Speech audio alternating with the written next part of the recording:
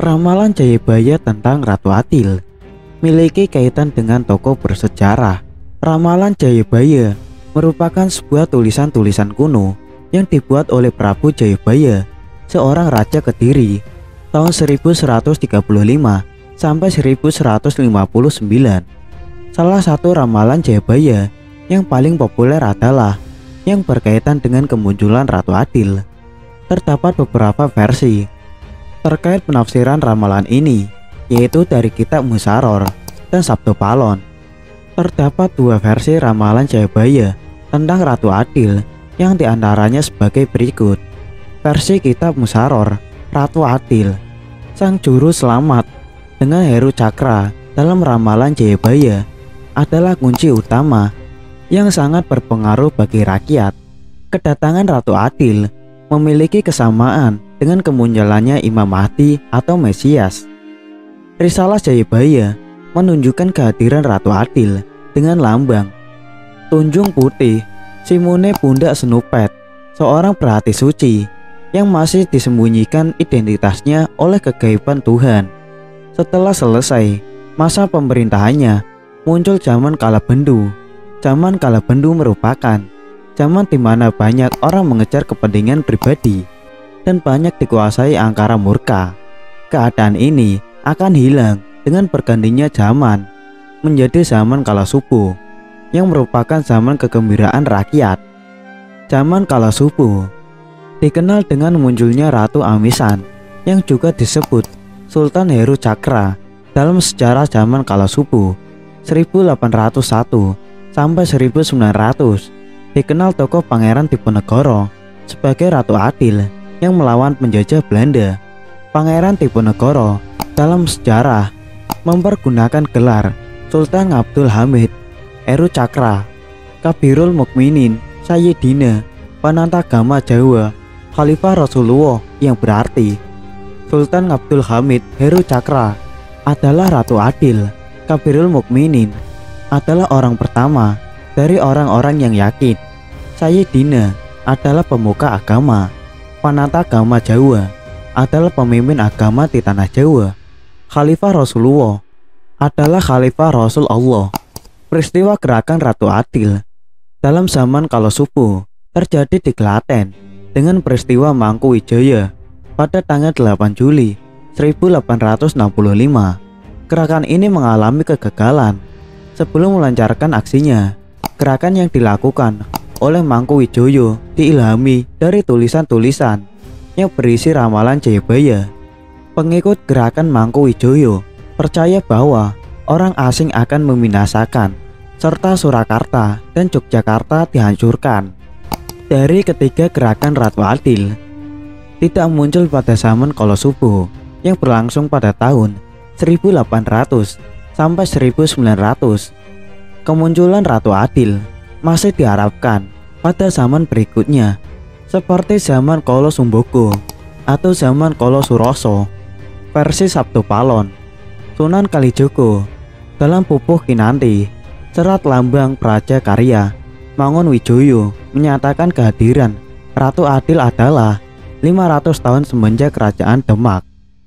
Ratu Adil kaping telu dereng kelampahan mangkin taksih kirang gangsal jaman. Tetep piro angin daki saking pangandika nata, nanging zaman wuri-wuri ilang kelokanipun. Krono sanguning jamni amung bujeng kalahiran tan wonten nedya martapi. Ngegungaken suka-suka ngengekaken sanggarugi. Artinya kurang lebih masa datangnya Ratu Adil itu masih kurang 5 zaman sejak dinasti Demak.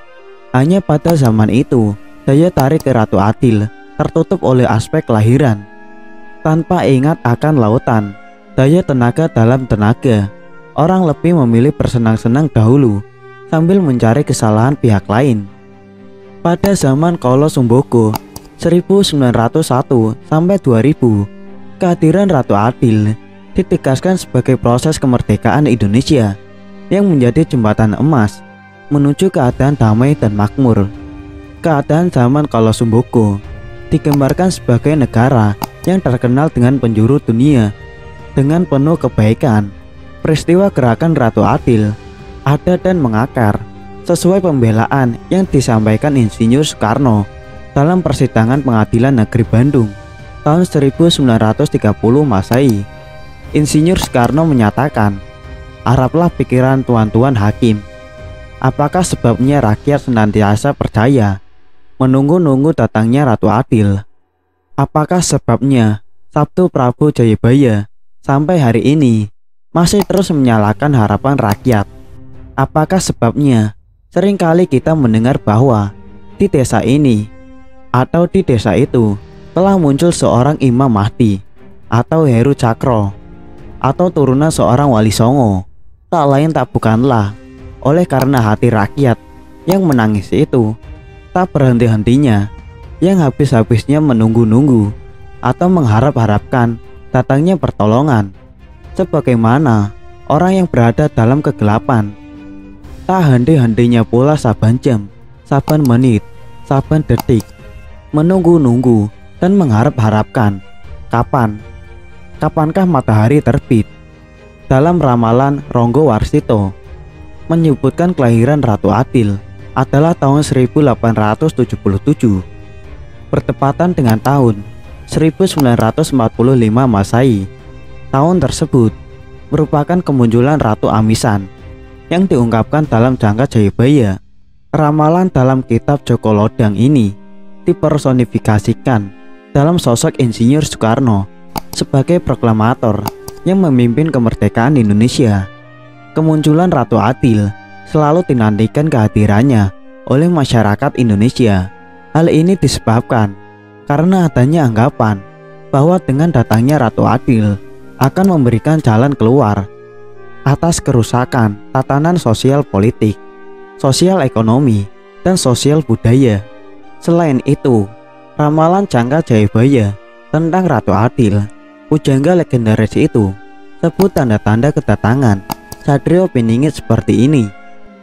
Manusia memang gemar mengaitkan peristiwa-peristiwa dahsyat dengan menggunakan referensi dari ramalan, mimpi, dan fenomena spiritual lainnya. Prabu Jayabaya adalah seorang raja sekaligus pujangga legendaris, menulis ramalan pada masa lampau yang cukup terkenal di kalangan masyarakat Indonesia hingga sekarang, yakni ramalan Jangka Jayabaya. Dalam ramalannya, Raja Kediri itu salah satunya menyebutkan beberapa ciri, sifat, dan karakter Satrio Piningit, sang Ratu Adil, yang bakal memimpin negara. Di kalangan masyarakat luas, banyak yang menyamakan makna antara Satrio Piningit dan Ratu Adil. Fakta itu tidak sepenuhnya salah, karena makna keduanya memang saling berkaitan. Secara harfiah, Satrio Piningit diartikan kesatria yang masih bersembunyi oleh zaman. Secara substansial, kesatria itu adalah karakter atau sifat yang harus dimiliki seorang pemimpin. Sedangkan Piningit masih dipingit atau dirahasiakan. Dalam hal ini dimaksudkan oleh zaman. Oleh sebab itu, masyarakat hanya bisa berasumsi dan menduga-duga atau menafsir istilah tersebut. Demikian halnya Ratu Adil secara harfiah dapat diartikan sebagai pemimpin yang bijak dan adil. Akan tetapi, seorang pemimpin yang dipandang sebagai Satrio Piningit belum tentu dapat menjadi Ratu Adil. Hal itu karena untuk menjadi Ratu Adil tentu harus bersikap adil dan peduli kepada seluruh rakyat yang dipimpinnya, tidak mementingkan diri sendiri atau kelompok dan golongan yang mendukungnya. Kebijakannya semata-mata hanya untuk melindungi, bukan sebaliknya memeras rakyat.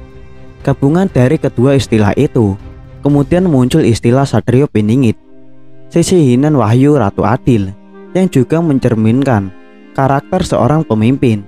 Dari ciri, sifat, dan karakter yang disebutkan lebih merujuk kepada model kepemimpinan dari suatu negara yang pemimpinnya mampu menegakkan keadilan. Merujuk pada dokumen lain, misalnya dalam kitab Musaror, hasil gubahan Sunan Giri Prapen yang juga bersumber dari Jangka Jayabaya. Kitab Musaror adalah konsep ketatanegaraan yang apabila diterapkan mampu menghasilkan masyarakat adil dan makmur sebagai penggambaran sosok Ratu Adil. Demikian halnya dalam penggambaran kehadiran Satrio Piningit. Satrio penolong tersembunyi ditandai munculnya Ratu Adil. Masih menurut ramalan Jayabaya, simbol kemunculannya ditandai dengan tahap dari suatu peristiwa, di antaranya Senopati, Banjarnegara, dan Notonegoro. Pertama, pada simbol Senopati terdapat kejadian berupa bencana alam yang menewaskan banyak orang. Kedua, simbol Banjarnegara menggambarkan bahwa kesatria sang Ratu Adil dapat mengatasi masalah itu. Ketiga, pada simbol Notonegoro menjalin relasi dengan para leluhur sehingga dapat menjamin kelangsungan hidup negara. Satrio Piningit, sang Ratu Adil, dapat memperbaiki peradaban yang kacau. Salah satunya dilakukan dengan mengganti tatanan negara lama dengan yang baru, disebabkan karena yang lama cenderung menguntungkan pihak penguasa dan justru merugikan rakyat. Pemimpin tersebut menggunakan 4 elemen dari alam sebagai senjata. Yang pertama, air untuk menenggelamkan lawan-lawannya. Kedua, api untuk menghanguskan keangkara murkaan. Ketiga, tanah untuk mengubur para musuh. Keempat, langit sebagai perisai atau pelindung. Jayabaya sendiri berkuasa antara tahun 1135 sampai 1159.